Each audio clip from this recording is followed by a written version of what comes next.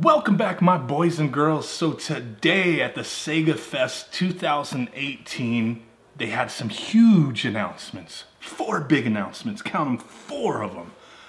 They've been hyping this up, man. They said themselves it was gonna be huge. Was it huge? I don't know.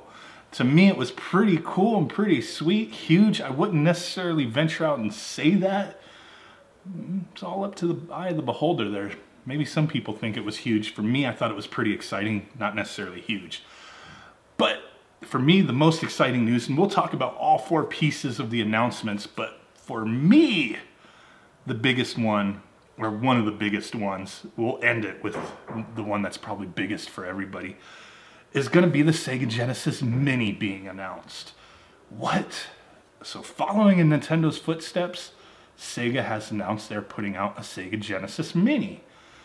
No exact release date, no titles, nothing really mentioned too much about it. They did show a picture of it, and I'll have that up there. Pretty awesome stuff. Looks cool. Gonna look sweet next to that mini Super Nintendo and that mini NES for sure. But with not knowing any information about it, is this gonna be a partnership with another company? Is it gonna be a partnership with Retrobit?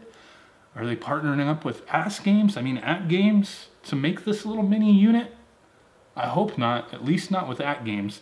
Retrobit got a lot of love for them, and they have partnered with Sega on some awesome accessories that are going to be coming out hopefully sometime this year.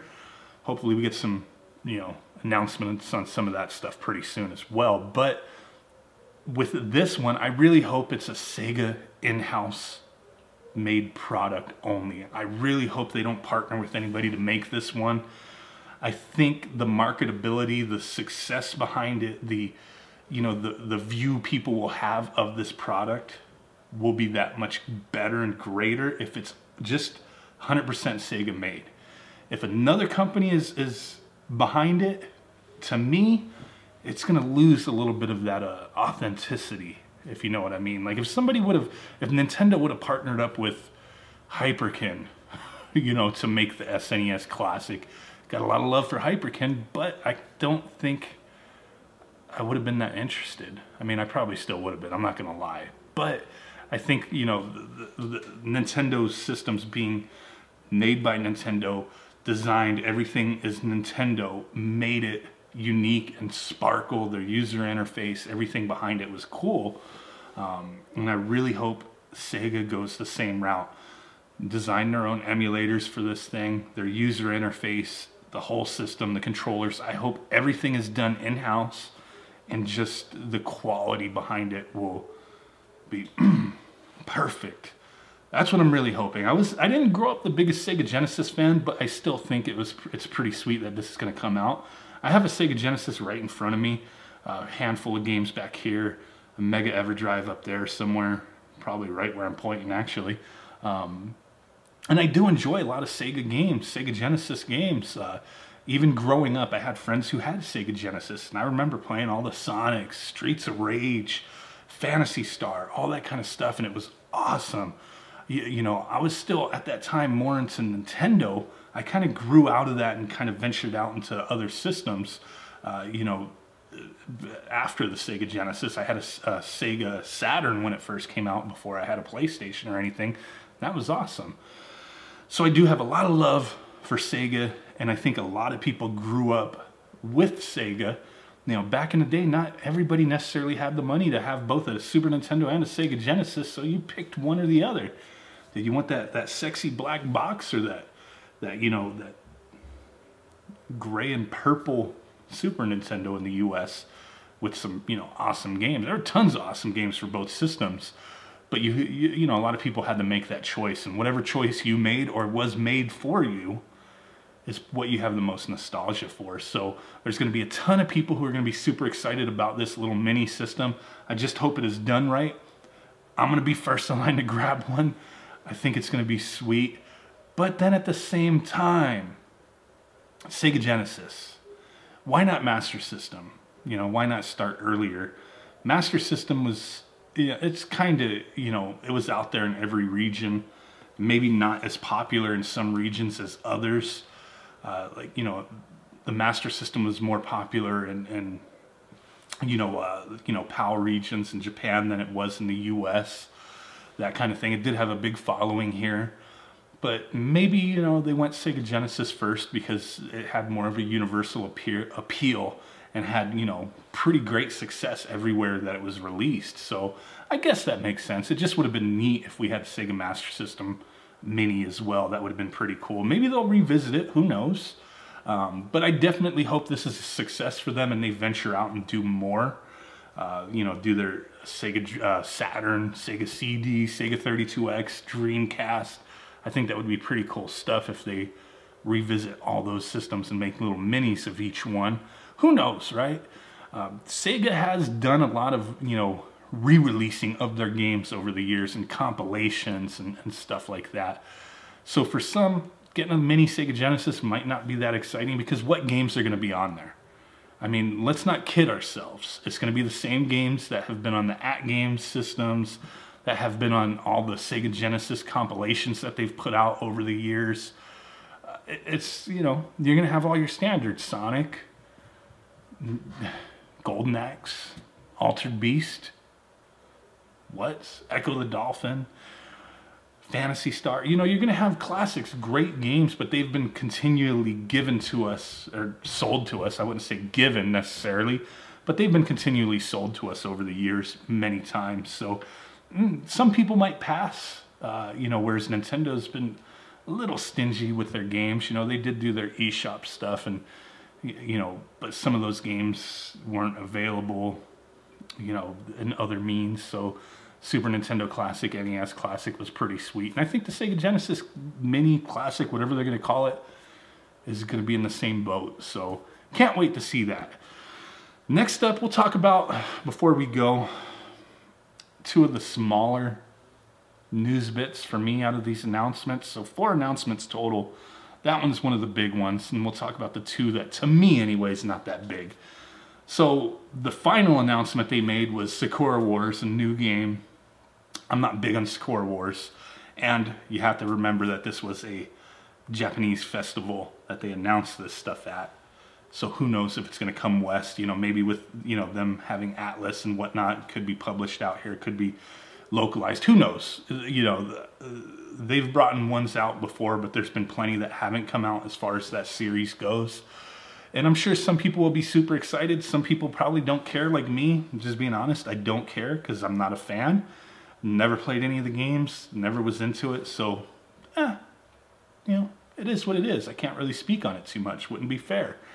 And then the third piece, to me, that wasn't exciting in the least, is Sega Ages. Sega Ages coming to the Nintendo Switch. So what does that entail? Well, that's 15 plus games, Sega Classic games, coming to the Nintendo Switch eShop or Virtual Console, whatever you want to call it, right? So, these games will have most likely some additional options, little, change in user interface, stuff, who knows, right? But essentially it's just repackaged classic Sega games. Most likely Sega Genesis games that, like I've already said, we've been given tons and tons of options of purchasing those games in the past. Sega has been very, very willing to make sure their classic games are available for us to purchase. So stuff like that's not super exciting to me. You could be like, well, hey, dude, you went on for like 5 or 6 minutes about the Sega Genesis Mini, and you're pretty excited about that, so that's going to be the same thing, right? Yeah. I mean, you got me there, dude. You got me there. Essentially, it's going to be the same thing. We've been given those games for purchase, over and over again. But I just think the little system with, original style controllers, I think that's going to be cool. Come on now. It's going to be cool. Given those same games or selection of games, maybe from other systems, whatever, on the Nintendo Switch, not super exciting to me because we've had plenty of options to play a lot of these games, one way or another. Now, I'm not going to say I won't buy any of those games. It just depends on what is available and what is offered. What's on the table with these games. How does it work? Those kind of things. I'm not, I haven't really dug in the Sega Ages. I just know it's compilations of games and whatnot. But just depending upon how they're packaged, maybe I'll purchase a few. Who knows?